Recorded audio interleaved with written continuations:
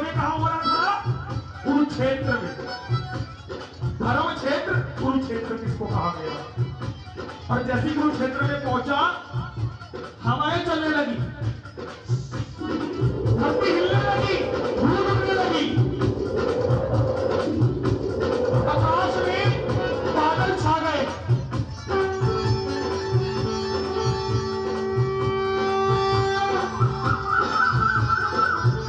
अब अर्जुन को पता चल गया। अर्जुन ने रथ में बैठे अपने माधव से कहा, जो रथ चला रहे थे, कि माधव कुछ ऐसा लगा कि कुछ घटना घटने वाली है अब युद्ध में। मुझे ऐसा एहसास हो रहा है, पता नहीं क्यों, कि क्यों देखा वो सामने धूल उड़ रही है, सब कुछ उसके अंदर से घोड़ा चला हुआ है। उन्होंने जैसे ही देखा वैसे ही कृष्ण कन्हैया ये युद्ध में बाद में आएगा, ये जो भी आ रहा है मुझे नहीं पता कौन है, लेकिन इसकी आहट से मुझे ऐसा लग रहा है ये युद्ध में आएगा और मैं हार जाऊंगा। सच्चे दरबार की, तो मैं हारना तो चाहता नहीं हूं। तो एक काम करो, इसका भेद लेकर आओ, ये है कौन और ये अचानक कैसे आ गया? और कृष्ण कन्हैया जी ने रूप बना लिया पंडित जी का, ब्राह्मण जी का भेष बनाया, उसको रोक लिया। ये कहां जाते हो, आप कौन हो, अपना परिचय दो पहले दो। उन्होंने अपना परिचय दिया कि जो महाभारत के अंदर महाबली भीम है, उसके बेटे घटोत्कच हुए, उसका बेटा मैं महाबली बर्बरी। अच्छा, क्या करने आए हो यहाँ पर? ये मैं युद्ध देखने आया और लड़ने आया, मुझे हिस्सा लेना है। कि बेटा युद्ध में आना बड़ा आसान होता है, करना बड़ा मुश्किल होता है। ये ऐसा वैसा युद्ध नहीं है, अपनी जान से हाथ धो धो के घर जाओ कि नहीं अब लड़ने आया हूं तो लड़के जाऊंगा, बिना लड़े। अच्छा लड़ोगे कर, तुम्हारे पास है क्या? वहां देखो बड़े बड़े भाले हैं, गदा है, तीर है, कमान है, तुम्हारे पास तो कुछ है ही नहीं, तुम तो खाली ढूंढी चले आ गए कि 3 बाण लेके। तुमने कहीं 3 बाणों को कम मत समझना, 3 बाण तो छोड़ो, मैं 1 बाण के अंदर पूरी महाभारत खत्म कर दूंगा। अच्छा, बोलना बड़ा आसान होता है, 1 बाण में खत्म कर देगा। भीष्म पितामह वहां पे खड़े हुए हैं, कृपाचार्य खड़े, राजा द्रोण खड़े हैं वहां पर, और तुम कहते हो 1 बाण में खत्म कर दूंगा। हाँ मैं कर दूंगा। अच्छा तो साबित करके दिखाओ पहले, तब अंदर जाओगे, वरना नहीं जाओगे। अब साबित कैसे करें?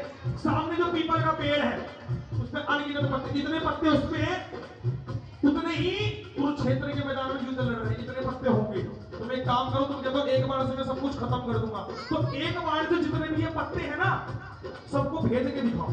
सच्चे दरबार की महाबली बर्बरी करेगा, ठीक है करके दिखाता हूं। कमान पे तीर चढ़ाया और छोड़ दिया, जितने पीपल के पेड़ में पत्ते थे सब भेद गए। और तीर कहां आ गया? उस ब्राह्मण देव के पैर के आसपास घूमने लगा तीर, क्योंकि उन्होंने एक पैर पत्ता दबा लिया था कि देखो दूसरी कितनी चालाकी है दुनिया को चलाने वाले। क्योंकि कृष्ण कन्हैया ने छल शुरू से किया और बूढ़े होने को आगे छल नहीं छोड़ा। 120 साल के हो गए लेकिन छल नहीं छोड़ रहे करना। उन्होंने पत्ता दबा दिया कि हो सकता है इसको पता नहीं चलेगा तो मैं इसको वापस भेज दूंगा, लेकिन वो तीर बर्बरी ने कहा पैर उठाओ, एक पत्ता भी तुम्हारे। अब इतनी बात सुनी तो हिल गए कृष्ण कन्हैया कि भैया ये जाएगा और लोचा हो जाएगा। सच्चे दरबार की, तो अब इसको तो भगा दो तो यही खत्म कर दो, क्योंकि उसको पता था कृष्ण कन्हैया अंदर यहाँ भी तुम्हें सब पता था कि क्यों आया, किस यार क्या होगा। तो उसने कहा एक काम करो, तुम ये बताओ तुम लड़ाई करने तो आ गए, तुम्हारे अंदर बड़ी शक्ति है, तुम साथ किसका दोगे? उनने कहा जो हार रहा होगा।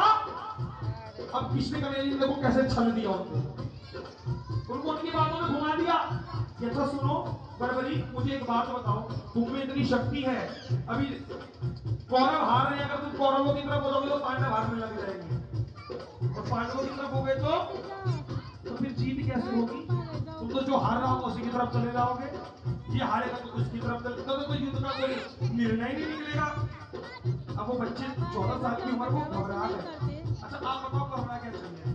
तो ने कहा जो आप इस युद्ध के लिए करने आए हो कुछ, या इस युद्ध के लिए कर रहे हैं, तो मेरे को युद्ध के लिए एक चीज की जरूरत है। अब वो क्या है? वो एक शीश है जो पूरी महाभारत कलयुग में बताएगा सबको। कोई तो साक्षी रहना चाहिए इस महाभारत का। आपको पता है महाभारत का साक्षी कौन है? मैं आपको बताऊंगा कि एक शीश की जरूरत है मेरे को। अब वो शीश केवल तीनों में से किसी एक का होना चाहिए, तीनों में से किसी एक का। चलो अर्जुन का हो,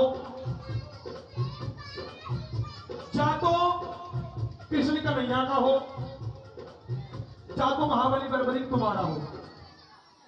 अब तीनों में से किसी एक का होना चाहिए। अब एक का, अब मेरी बात सुनो, अर्जुन का मैं ले नहीं सकता। क्यों?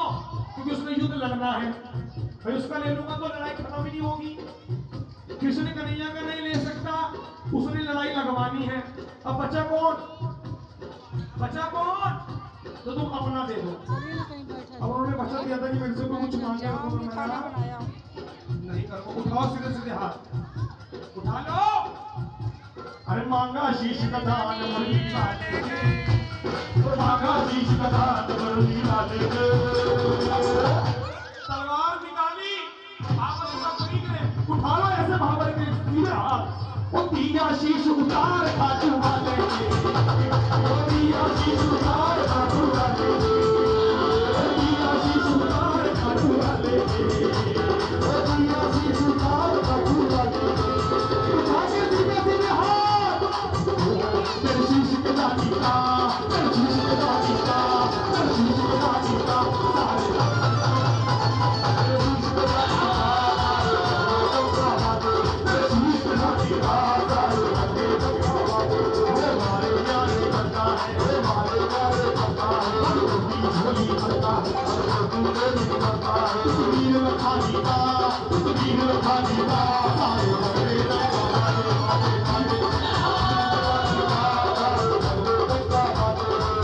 इसलिए इनको शीश का दानी भी बोला जाता है। जिन्होंने भीख में दे दिया, कृष्ण कन्हैया जी ने मांगा तो क्या दिया भीख में कि जाओ शीश देता हूं तुमको, ले जाओ।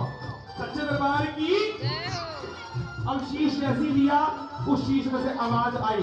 कृष्ण कन्हैया ने अपना रूप दिखा दिया पूरा।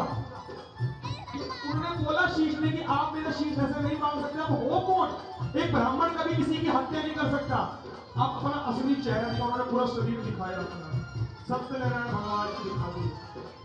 और महाराज जी तुम क्या चाहते हो मुझे बताओ कि देखो मैं युद्ध लड़ने आया था, लड़ तो मैं अब नहीं पाऊंगा, लेकिन मुझे युद्ध देखना है अपनी आंखों से। अमृत पान कराया, अमृत पिलाया उस शीश को। अमृत का मतलब जिसको एक बार अमृत पिला दोगे वो कभी नहीं मरेगा। अमृत पिलाया, स्थान दिया कि अब तुम पूरी महाभारत देखो। महाभारत जीता कौन? महाभारत में जीत किसकी हुई थी जरा बताओ? किसकी? पांडवों की। और जब पांडवों की जीत हुई ना तो पांचों भाइयों में लड़ाई शुरू हो गई। अब लड़ाई किस चीज की हुई पता है? युद्ध किसने जिताया? अर्जुन कहता है किसने जिताया? अर्जुन कहता है, भीम कहता है कतरन वाले चली थी। पता है कैसे चलेगा? कतरन वाली अब चली सारे भाइयों होली वाले के पास चलो चले, होली वाले के पास चलो चले, होली वाले के पास चलो चले, होली वाले के पास कहीं करेंगे उनको मरना।